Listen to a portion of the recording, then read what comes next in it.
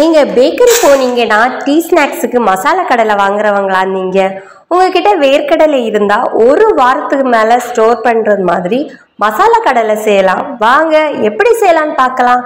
Welcome to Shaiji's kitchen diary. நான் உங்க ஷைஜி. மசாலா கடலை செய்ய 1 கப்பு நிலக்கடலை எடுத்திருக்கிறேன். இது 1/4 கிலோ நிலக்கடலை. கோட்டிங்காக 5 ஸ்பூன் கடலை மாவு சேர்த்துக்கோங்க. கிறிஸ்பினஸுக்காக 3 டேபிள் ஸ்பூன் அரிசி மாவு சேர்த்துக்கோங்க. 2 ஸ்பூன் சோள மாவு சேர்த்துக்கோங்க. இப்போ மசாலா சேர்த்துக்கலாம். 1 டேபிள் ஸ்பூன் மிளகாத்தூள் சேர்த்துக்கோங்க. 1/4 டேபிள் ஸ்பூன் மஞ்சத்தூள் சேர்த்துருக்கிறேன். 1 ஸ்பூன் கரம் மசாலா சேர்த்துக்கோங்க. தேவையான உப்பு சேர்த்துக்கோங்க. 1 ஸ்பூன் இஞ்சி பூண்டு விழுது சேர்த்துக்கோங்க. மாவு மசாலாவும் சேர்த்தாச்சு. இப்போ தண்ணி தெளித்து மசாலா கடலை செய்யறதுக்குள்ள மிக்ஸ் ப்ரிப்பேர் பண்ணிக்கலாம். கொஞ்சம் கொஞ்சமாக தண்ணி தெளித்து கடலையோட மாவு மசாலாவை நல்லா மிக்ஸ் பண்ணிக்கோங்க.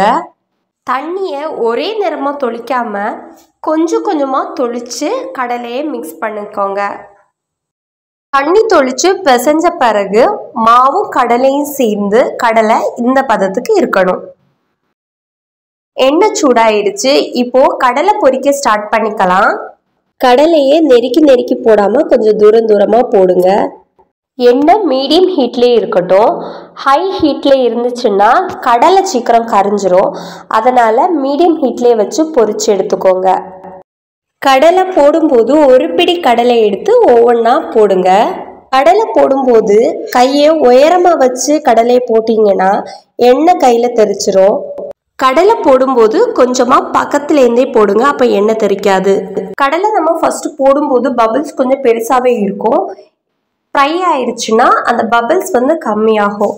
ஃபஸ்ட் டைம் நீங்கள் ட்ரை பண்ணுறீங்கன்னா கொஞ்சம் கொஞ்சமாக கடலையை போட்டு பேட்சாக பொரிச்சு எடுத்துக்கோங்க. கடலை இப்போது நல்லா ஃப்ரை ஆயிடுச்சு. கொஞ்சம் கொஞ்சமாக எடுத்து வேற ஒரு பாத்திரத்தில் மாற்றிட வேண்டியதுதான். மொத்த கடலையும் பேட்சாக பொரிச்சு எடுத்துக்கோங்க. கடைசியாக 1 கத்து கறிவேப்பிலையை உருவி போட்டு அதையும் ஃப்ரை பண்ணி இந்த கடலையோடு சேர்த்துக்கோங்க. மணமாகவும் இருக்கும், அதே நேரம் கலர்ஃபுல்லாகவும் இருக்கும். அவ்வளோதான், சூப்பராக மசாலா கடலை ரெடி ஆயிருச்சு.